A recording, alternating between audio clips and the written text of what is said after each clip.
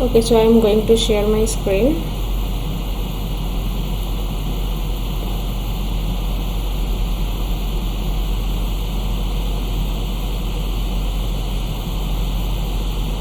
Is it visible? I hope so. Okay, so let's start. So today we will talk about the assignment 5 week 5 question for the nuclear and particle physics course. As I have already seen that for the this year also the week 5 has already gave the assignment, and the last date for that assignment is already gone. So we can also discuss this year's assignment also, assignment 5, because the last date has already gone. Okay, so now let's start. So this is the first question for the assignment 5. I have taken this one from previous year. So you can see that which one of the following reactions corresponds to the reaction gamma plus P going to N plus pi plus. And here there are 4 options for this question. So what is basically the question is, let's say, okay. So I have one nuclear reaction like gamma plus, then what is this, P which is going to N plus pi plus. This type of question can also come in GATE or some GATE, NET or any competitive exam also, because it's a very simple or very little bit tricky question. So you can see here that gamma plus P going to N plus pi plus, which type of nuclear reaction it can be written as. So here we will just focus on these things, only this one and this one, because you can see that in the options you can see that gamma is present here as it is in that expression, and pi plus is also present here as it is. The main difference is in P and N terms. So we will just focus on P and N terms so that the answer will be done. So here you can see that P means what? P is nothing but, let's say, H11. I mean that proton can affect on the Z number as well as it can affect on the A number. But where in the N value, N for N it is 0 1. So that means what? It does not affect on the atomic number value, but it does affect on the mass number value. So whenever we will write these type of expressions in terms of X, Z, A, then what it will be? It will be like gamma plus X, Z, A. Let's say it is X, Z, A, and here pi plus is there. But you can see that the A and A are exactly same. That means whatever it will be A. But the problem will be in Z value, because previously the Z was 1 and right now Z is 0. That means it will be Z minus 1 and it is X. So what will be the expression for this gamma plus P going to N plus pi plus? It is nothing but gamma plus X Z A is going to X Z minus 1 A pi plus pi plus. So it's a simple thing. So like we will just only focus on P and N number, and P has a 1 that means one mass number and one atomic number and one mass number. Where for neutron there will be no mass number, there will be no atomic number, but there will be one increase of mass number. So that's why we can write like that, A to A and Z to Z minus 1. Now you can see here which option will be the correct option. A, Z minus 1. That means the expression A will give the correct answer. So I hope is it understandable. Let's go into the next question. So here we can also see that if I am writing here it was P, right? It was P. So just very similar to that expression, any type of expression where let's say this one and this one are interchanged, or this one has a little bit, let's say E minus, or this is like nu E, like that this type of particle also is present, then also we can have some X, Z, A in terms of expressions like that. So in the next question, very similarly I can have one question like gamma plus N goes to P plus pi plus. So you can also see that this is very similar to the first one, where I just interchanged P to N and N to P. That means previously it was N plus pi plus, but now what I did, I just written here N to P plus pi plus. right? So for that case, what I will do here, very similarly as I told you, there is only we have to focus on n and p. So here n means like n 0 1 and here p means 1 1. That means gamma plus x z a, it will come as, here it is pi plus, and where it, which one it will be, you can see here that a is unchanged, so that means a will be like that, and for z will be z plus 1. Very similar. So that's why we can have gamma plus z x z a, which is coming as x z plus 1 gamma a plus pi plus. Now we can see that which expression is this one, gamma, yes, this one. So that means gamma plus x z a going to x z plus 1 a plus pi plus, which is nothing but expression number b. Okay, so I think it's already understandable by all of you. Now coming to the next question. Yeah, so in the next question I have already explained the next question in the previous week, where we were just calculating q values, but if someone missed that one, then I can again repeat that one in this question. So what is this in that question? Germanium 3260 beta plus decays to gallium 3160.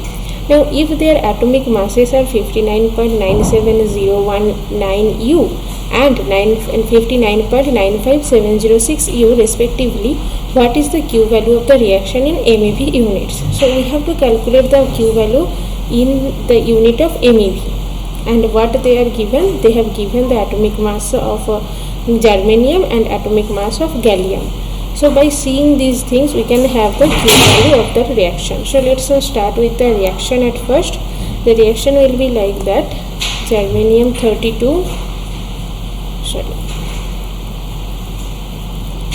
60, it is going beta plus decay, and what will be gallium 3160. So this is the beta plus decay. So in that beta plus decay, we can have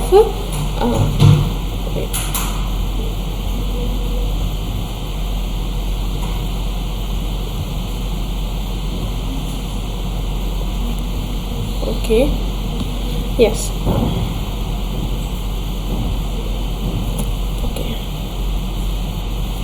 okay. So here germanium to gallium, germanium 3260 and gallium 3160, and it is undergoing beta plus decay. So now coming to the Q value of that expression. So in general, the Q value can be written as nuclear mass of germanium minus nuclear mass of gallium minus mass of positron. Because beta plus is nothing but, if I want to write beta plus here, then it is like nothing but E plus, right?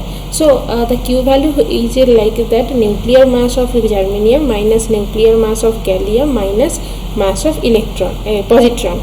As mass of electron and positron are very exactly same, then we can replace that mass of positron by mass of electron, right? Now in that question, they were mentioning about atomic mass. They did not give the nuclear mass. So we have to convert the nuclear mass to atomic mass, so that we can put the values whatever it is given in the expression. You can see that if their atomic masses are given here, so there is a little bit difference between atomic mass and nuclear mass. What is the difference between these two? Let's say I have one particle, like let's say what is germanium 3260. So what is the meaning of this? That means inside of that nucleus there is 32 proton, 32 neutron, and outside of that nucleus there are 60 minus 32 electrons, right? So it is nothing but, let's say, oh sorry, I did a mistake. It will be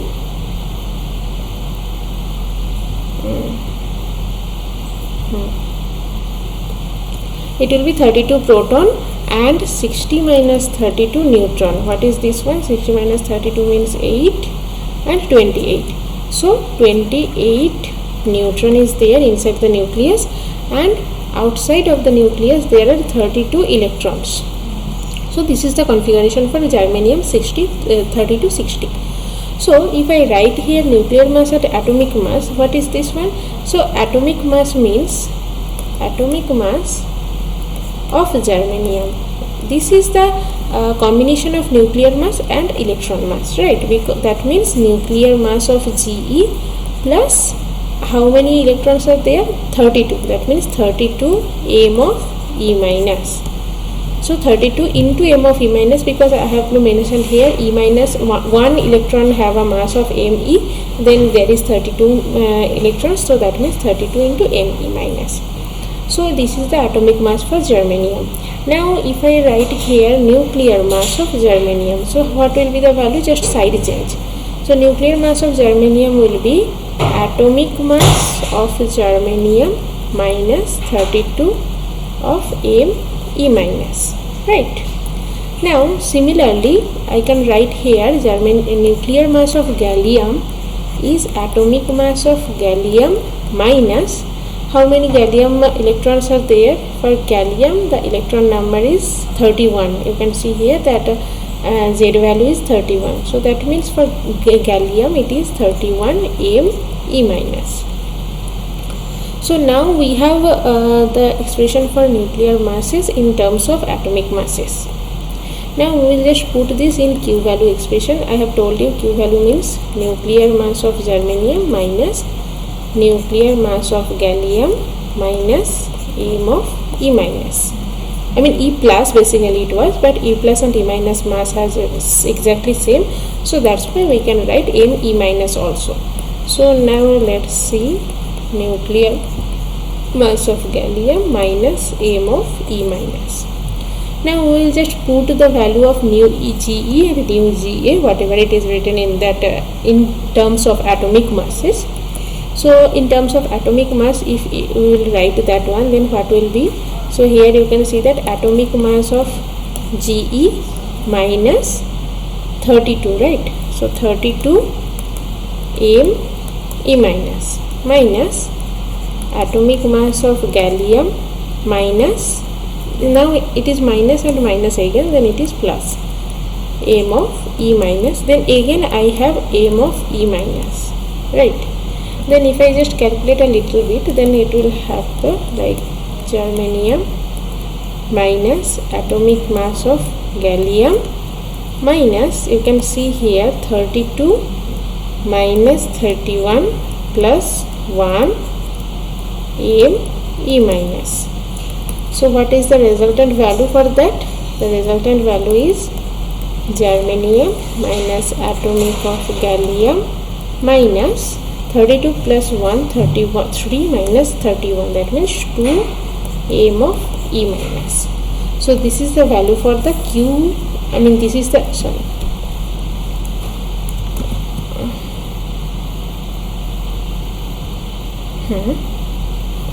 so this is the Q value expression for beta plus decay.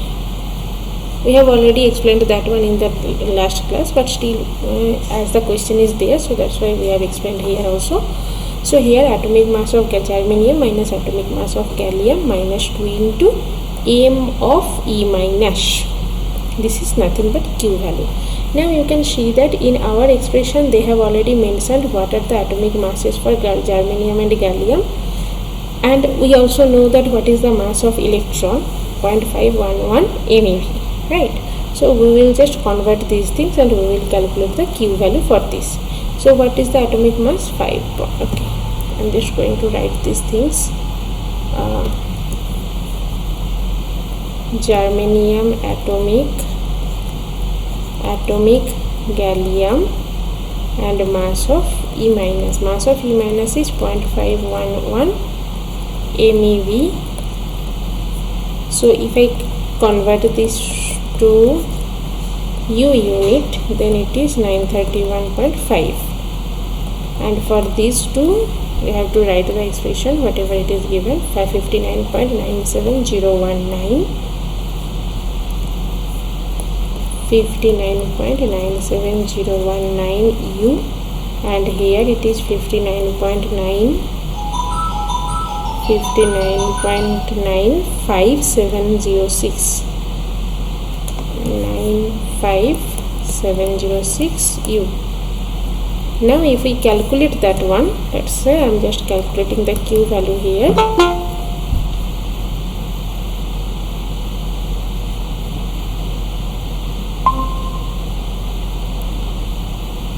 Okay. Hello, finally. Hi. Hello, ma'am. Yeah, so we have already started that one. So yeah, just see if you have some doubt on that one also, we will discuss later. So this is the Q value, like okay, as someone joined right now, then I'm just going to repeat this question a little bit. So in that question, as I already mentioned in the last week, that what will be the Q value for the beta plus decay, that is the same question whatever they are given in this assignment also. So that's why I'm just discussing that one here.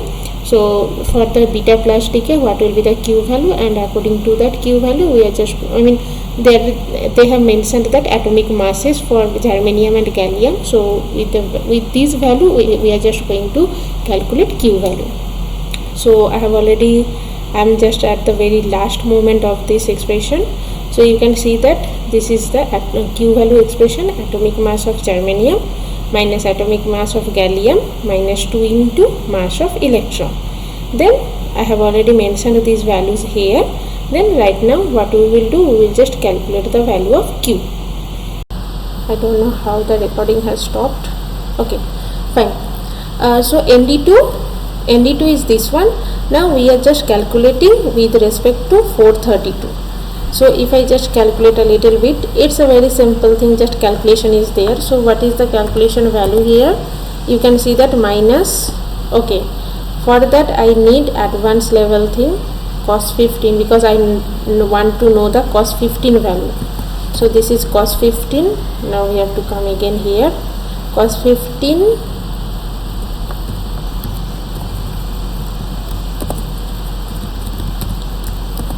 into 8 plus 10 minus root over 3.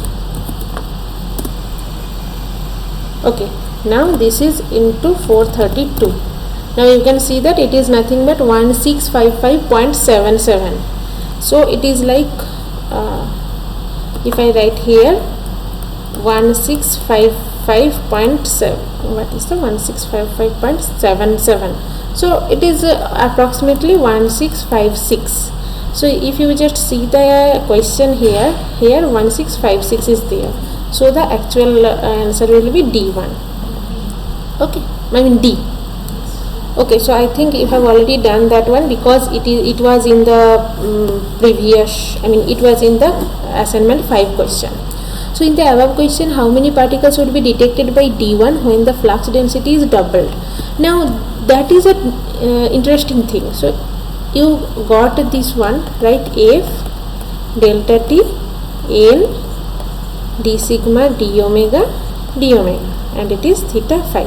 Now you can see that from that expression I can conclude one thing, that ND1 is proportional to F, it is also proportional to delta T, it is also proportional to N. Now by any chance, if I have 2F rather than F, then obviously ND1 will be 2 into ND1, because it is exactly linearly proportional to F. So we don't need to do anything in the calculation. They are asking that if how many particles would be detected by D1 when the flux density is doubled. So in that expression our flux density becomes 2F. So obviously our ND1 will be 2 into ND1. So in that ND1, what was there in a question? It was 432. So what will be the resultant value? ND1 prime at 2F flux will be 2 into 432, which is 864. Now you can see that this is the expression, which is C. Okay, so this is a simple thing, because ND1 is, number of particles is proportional to flux, directly proportional to, linearly proportional to flux, and it is not like that F square or F cube. If it will be f square or f cube, then we have a problem, like we have to do that 2f whole square or 2f whole cube like that. But we have the expression that nd1 is proportional to f. Then we don't need to do anything, we just want to calculate whatever it was in previously 432, we will just multiply that with 2. Simple. Okay, now coming to the next question. Yeah, which of the following statements are correct? This is a multiple choice question, you can say. Which of the following statements are correct? So what are the statements here? In compound reaction, an intermediate nuclear state is formed which decay to the final products. This is first statement. Now the second statement is, in direct reactions, only a few nuclei in the periphery surface are involved. In the third option, nuclear reactions in which only the nucleons at the periphery take part are called compound reactions. So if you see the B and C statement, among that B and C statement, these two are a little bit contradictory, right? So what they are telling? They are telling that in the direct reaction, the periphery are involved in the B option, but in C option they are telling that in the compound nucleus periphery are involved. So it's little bit contradictory. So if B will be correct, C will be automatically wrong. If C will be correct, B will be automatically wrong. Okay. So you have to just see only one thing, that what will happen in direct reaction. If in direct reaction periphery are involved, then it's fine, B is correct, C will be wrong. And if the reverse will be true, then C will be correct, B will be wrong. Okay. And also in that compound reaction, an intermediate nuclear state is formed which decay to the final products. Is it true or not? We have to see.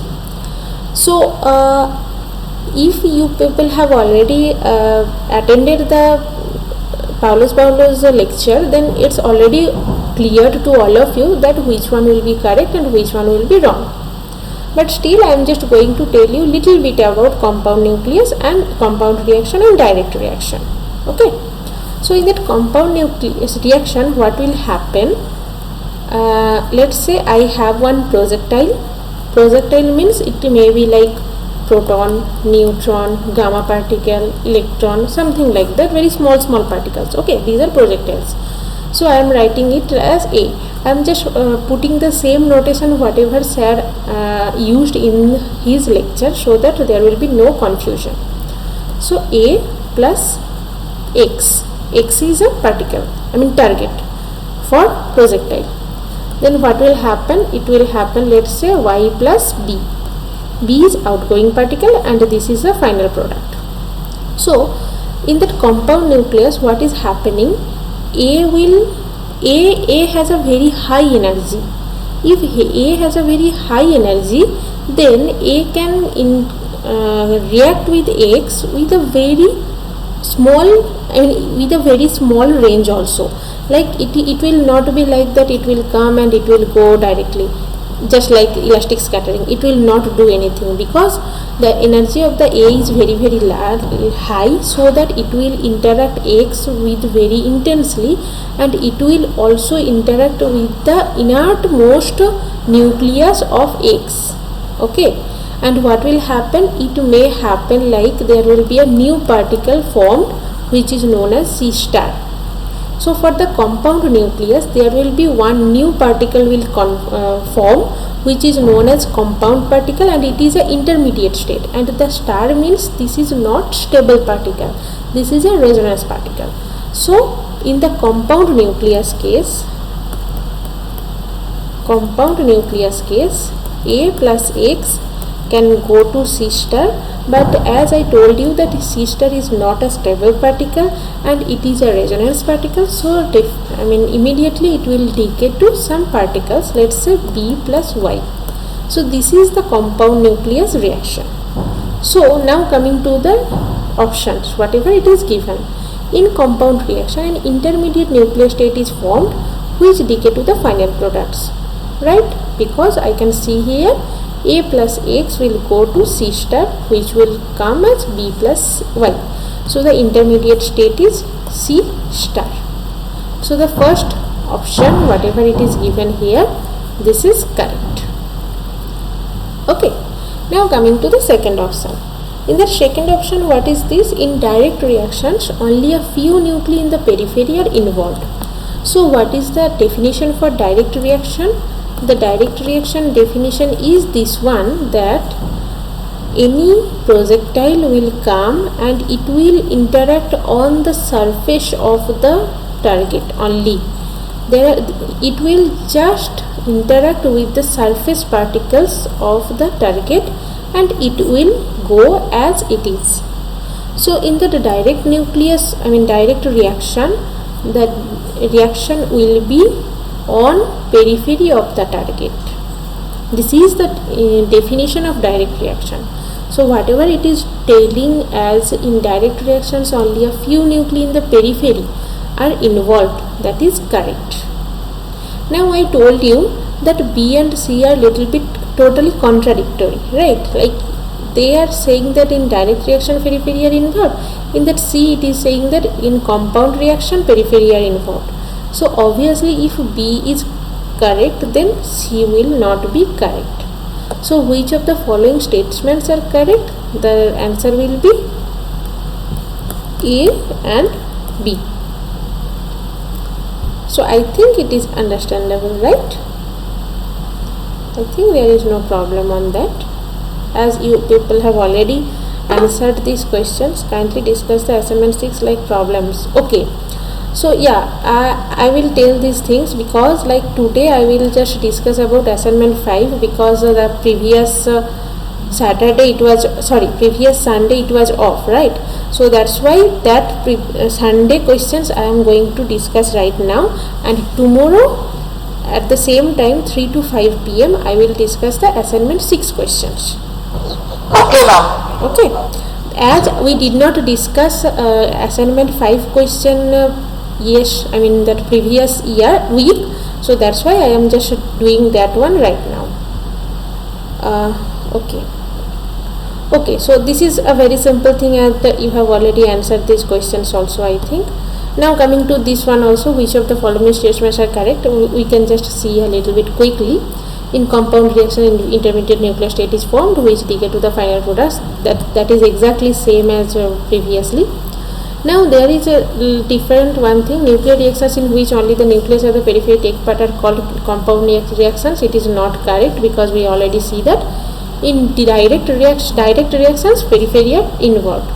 Cell model aptly describes the compound nuclear reaction. Liquid drop model can explain well the compound reaction. Among these two, this can also be contradictory. These two statements are contradictory. If C will be correct, D will be wrong. If D will be correct, C will be wrong. Okay. So which one is correct? Obviously, liquid drop model can explain the compound nuclear reaction very well. So D will be correct and C will not be correct. So that means from that following statements, which are the correct answer? A will be correct and D will be correct. Now come to the next question. As I know that all of you know these things already. Okay, this is also a very simple question. Which of the following is or are a purely electrostatic accelerator? So there are 4 options. Can you tell which one is electrostatic accelerator? I think it's a very simple question. So you can see that there are 4 accelerators examples are there. One is Cockcroft and Walton generator. One is Van de Graaff generator. Then another is cyclotron. Another one is tandem accelerator. So among these 4, if you just look these accelerators, then you can see that this Walton generator uses. Okay, what is electrostatic accelerator basically? Electrostatic accelerator means these accelerators are, the working principle of these accelerators are based on the electric field. So electric field is like E. So you can see in that sir's lecture also, he was explained very well about these 4 accelerators. You can see in that generator there is like 4 power supply is there. As per I remember, 4 power supply were there, 4 diodes are there, and then like that the circuit was there for that Cockford and Walton generator. So you can see that obviously there is electric field power supply. So it is a electrostatic accelerator, and they are basically working on the principle of electric field, like F equals to Q into E. This type of principle, this type of expression they are used in their accelerator principle. So this one is the electrostatic accelerator. This is correct. Now come to the Van de Graaff generator. So for that Van de Graaff generator also, in that Van de Graaff generator, I think you have already known that there is one C1, in that Van de Graaff generator there is one C2, and inside of that there is one C1, and like these things are there. These C2 are going to have electric power. So here the supply is there. I'm just copying basically right from Sar's lecture. So you can see here there is a plus, if there is a plus electric charge is there, and I am just putting here a electric source, then you can see that the C1 will be charged, and if C1 is charged and if it is connected with C2, then obviously in C2 also there is some charges accumulated. So this is basically a very layman language working principle of Van de Graaff. So here also you can see that we are using power supply, electric power supply, which is and also this total working principle with the electric field. So that's why it is electrostatic accelerator. Now coming to the cyclotron, I will tell about cyclotron a little bit later also, but cyclotron is not a electrostatic accelerator, because the main principle of cyclotron is basically magnetic field. So it is basically coming from the magnetic field effect. So this will not be a electrostatic accelerator, but tandem accelerator is also electrostatic accelerator, which is a very similar working principle of Van de Graaff generator. So this is also a electrostatic, this is also a electrostatic. So what will be the answer for this? A, B and T. These three will be electrostatic accelerator, while cyclotron will not be a electrostatic accelerator. Now coming to the next question, which of the following accelerators involve magnetic field? The simple thing. So there will be, as we have already discussed previously, that each and every generator a little bit, then we can obviously know that the cyclotron will be the magnetic field accelerator, like the magnetic field involved accelerator. So here the correct answer will be C. Okay, fine. Now we are just going to the next question here. Okay, so in that next question you can see a cyclotron has Ds with ready 1 meter and uses a magnetic field of 1 Tesla to accelerate a proton. The frequency of oscillating electric field used should be. So for the cyclotron, I think you have all knows about cyclotron and what is the working principle of these things. So should I directly use the expression or should I just derive these things? Okay, let me derive a little bit so that it will be useful for all of you. So there is only one simple expression we need, which is QVV, the force, electrostatic centrifugal force coming from the magnetic field, which is Q into V cross B, and as V and B are perpendicular for that cyclotron, then we have QVB sine 90, right? So QVB sine 90, as V and B are perpendicular for cyclotron. So if you want, I can give the total picture of cyclotron also, but I think it's already known to all of us. So QVB sine 90 means QVB. This is the force. So now this is equals to mv square by r.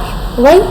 Because it is going to the circular orbit. As in the working principle, you can see that it is going to a circular orbit. So circular orbit means obviously there will be mv square by r. It is the centrifugal force.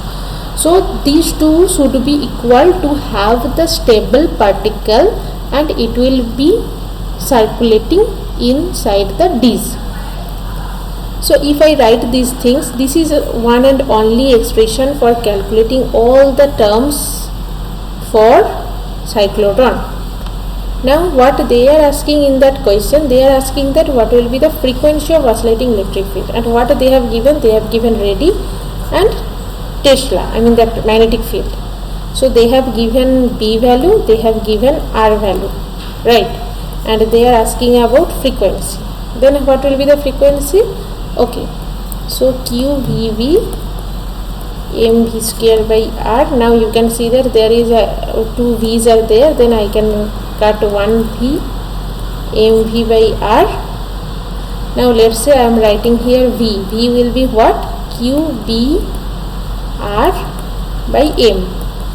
Now again V will be, V is what? V is nothing but circumference divided by time. So 2 pi R divided by time.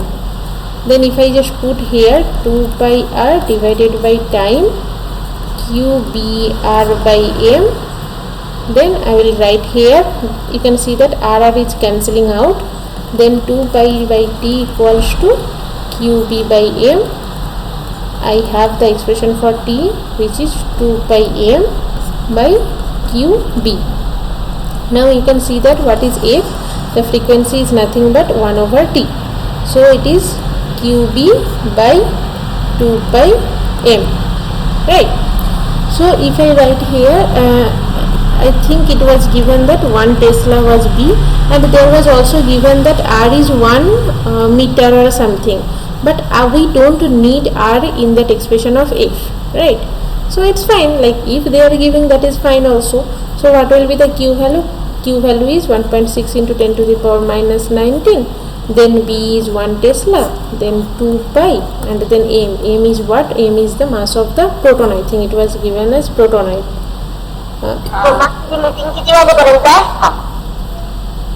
Ma'am, there we use that R is equals to mv upon qb. R equals to mv upon qb. Yes, that also you can use, but I mean we don't need to use that one in that expression, right? Because you can see, yeah. R was given in the numerical, that's why I use this. But like in F expression, there is no need of have any R value, right? QB by 2 pi M only there. So there is no R dependence. So you cannot, I mean, we should not write that one also, because there is no need of that. Why they are need? I mean, when the R will needed in the next question. You can see that in next question something is given. So I will show you that one also. But right now, whatever the, I mean, they are asking about frequency. For that case, we don't need to have any type of R value. So what we will just put here, 1.6 into 10 to the power minus 19, 1 Tesla, 2 pi, M is what? 1.67 into 10 to the power minus 27, and as a whole this is, okay, sorry. So if you just write here, then this is, okay, so this is in SI unit, right? So I think in that question they are asking about megahertz. Okay, then it's fine. Then we can just write here, we can just calculate these things, then it will come as hertz. I mean, it will basically come as hertz. Then we can just convert it as a megahertz. Megahertz means 10 to the power 6 hertz is megahertz, 1 megahertz. So we have to calculate that one a little bit. So let's calculate.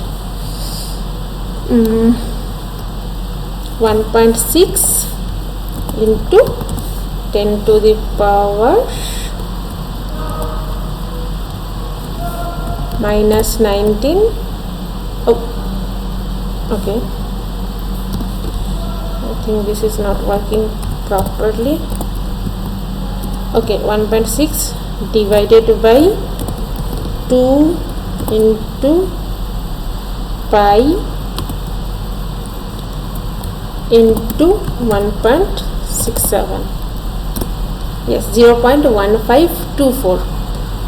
so this is 0.1524 Now 10 to the power minus 19 plus 27. Okay, I don't have any space here. Okay, so 0.1524 into 10 to the power minus 19 plus 27. Now if I write this one, then what will be the answer? This is 8 basically, right? So 115.24 megahertz. That will be the answer. Okay, now come to the next question. In the next question, you can see in the above question, cyclotron proton can be accelerated to a maximum kinetic energy of this one. For that case, we need R value. Otherwise, we did not need R value. So, okay. So, here we have calculated F value, right? But here they are asking about the maximum proton can be accelerated to a maximum kinetic energy of which? So, they are asking kinetic energy. So what will be the kinetic energy? Kinetic energy is nothing but half m v square, right? And what is v? V square R square upon twice m. Sorry? Q square V square R square upon twice m. Yeah, so we are just going to calculate here v value. That is also fine, whatever you told. So q b r by m. So you can see here q b r by m. Okay, q b r by m whole square. Okay, sorry, this is v. Okay, what I am writing here, this is v. Now kinetic energy is half m q b r by m whole square. Now you can see that here we need R value. Okay, so here I am just writing here half m q square b square r square by m square. So you can see here that 1 m will cancel, then q square b square r square by m. So this is the answer. So kinetic energy, if I am writing here q square b square r square by m, and now q is 1.67 into 10 to the power minus 19, and then b is 1 Tesla, r is 1, and again m is, okay, so this is not 6.7, this is 6.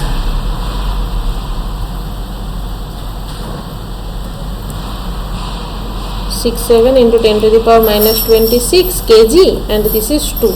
So as a whole it is coming as at joule, but you can see here they are asking about the MeV range kinetic energy. So we have to convert joule to MeV. So if you just calculate these things, then I have already calculated. I think 1 joule equals to something, I have to check.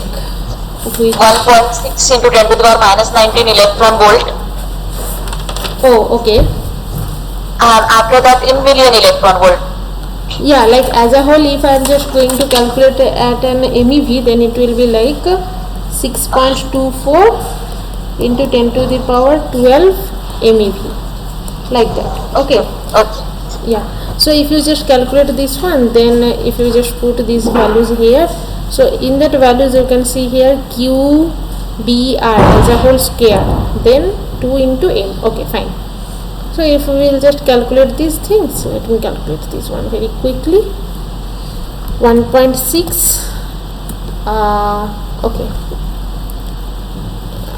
into 1.6 divided by 1.67, sorry, into 2. Okay, so this is 766, 0.766 into 10 to the power minus 38, because this is minus 19, so minus 19 square is minus 38, and plus 27 because it is in the denominator. So what will be the value for that? 0.766 into 10 to the power minus, it is like 11, I think, yes, 11. So this is in joule. So 1 joule is this one. So if I just convert that one, then what will happen? 10 to the power minus 11, then 6.24 into 10 to the power 12 MeV. Then we are just going to calculate this one into 6.24, 4.782, 4.78 into 10 to the power 1 MeV. so which is nothing but 47.8 MeV. So this is the kinetic energy for, where is it? Yes, kinetic proton can be accelerated to a maximum kinetic energy of 47.8 MeV. Okay, so this is the expression. Now you can come here in the next question. In that next question you can see that these are really exactly same, but the difference is in number.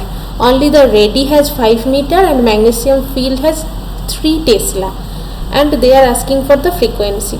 Now in that frequency you can see that frequency was what, QB by 2 pi m. So that means frequency is proportional to B.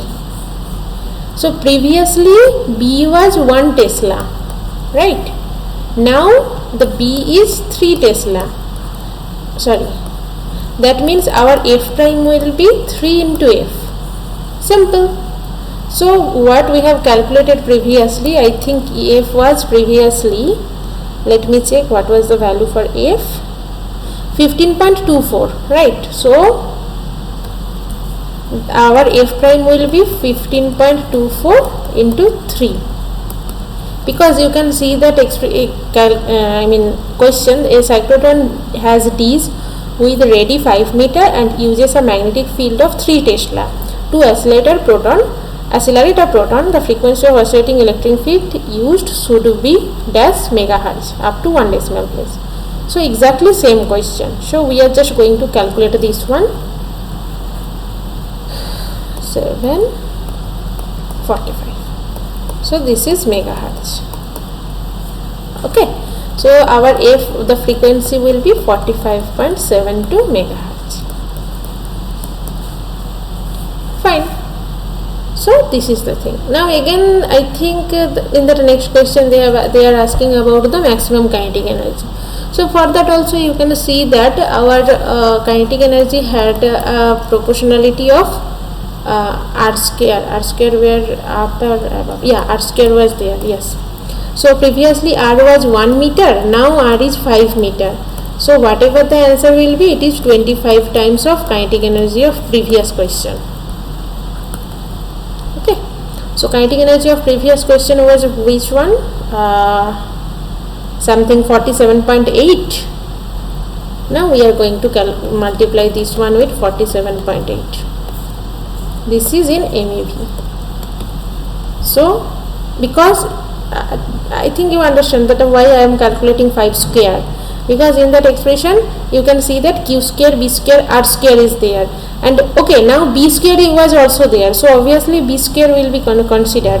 So previously b was 1 Tesla, right now b is 3 Tesla, I think so. Where is the question? Oh, where is the question? Yes, b is 3 Tesla, so it will be again yes, so it is b square also, so it will be like 25 is also there because it is 5 meter.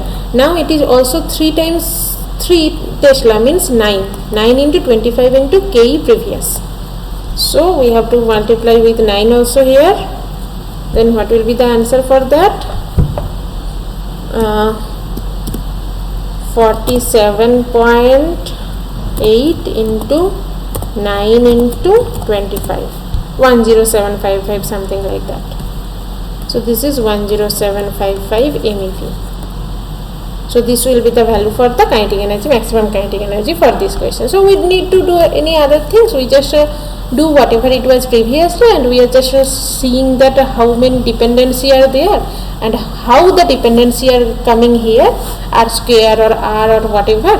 Then upon this dependency we have just calculated the value for kinetic energy as well as value for frequency. So I think this is done. Yeah, so it's already done. So if you have any question or doubt on this chapter, on this question assignment number 5, you can ask me. I am going to see the each and every questions from the very beginning, so that you can have an idea whatever I have explained today. So this is the first question.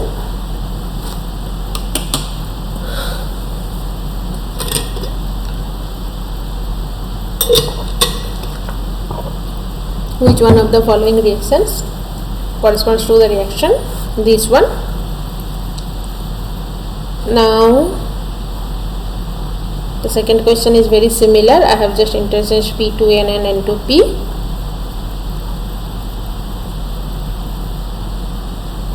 Now this is the question, how to calculate the Q value for beta plus decay, where we have the atomic masses for each and every particles, like daughter and parent particle, parent nucleus.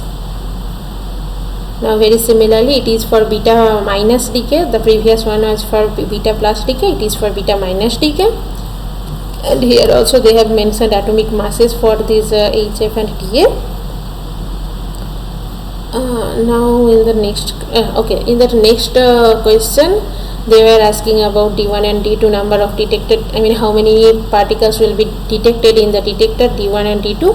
For D1 they have mentioned 432, so they are asking for how many number of particles will be detected at D2, which is placed at 30-degree angle from the beam axis.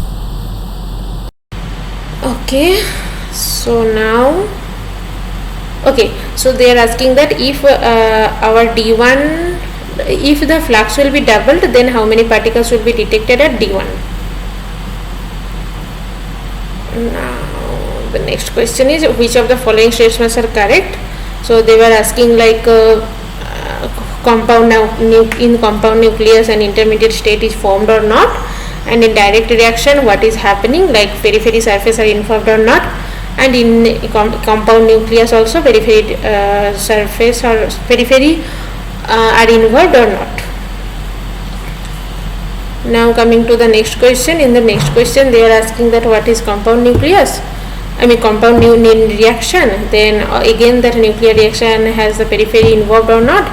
Cell model is going to describe compound nucleus or not, and liquid model can explain compound nucleus or not. Then in the next question, which of the following is electrostatic accelerator among these four. Now in the next one, which of the following accelerator involve magnetic field. Okay, so now there was a question about cyclotron. So in that cyclotron they are asking about the frequency of oscillating electric field used should be in which megahertz range. Now they have asked that in the above question, cyclotron proton can be accelerated to a maximum kinetic energy of which MeV. Okay, and similarly the next two questions are exactly similar, but they have different values of radii and the magnetic field. So again also there is a very exactly same question, maximum kinetic energy, but different radii and different B value, magnetic field value. So up to this it is done. So we will discuss week 6, I think, assignment 6. We will discuss about assignment 6 in the next class, which will be tomorrow as from 3 to 5 p.m. and fine. So link for this class. Sorry? Link for this class. Tomorrow's session. So tomorrow's session link will be exactly same, whatever it is today. So each and every time the class link will be exactly same. Okay.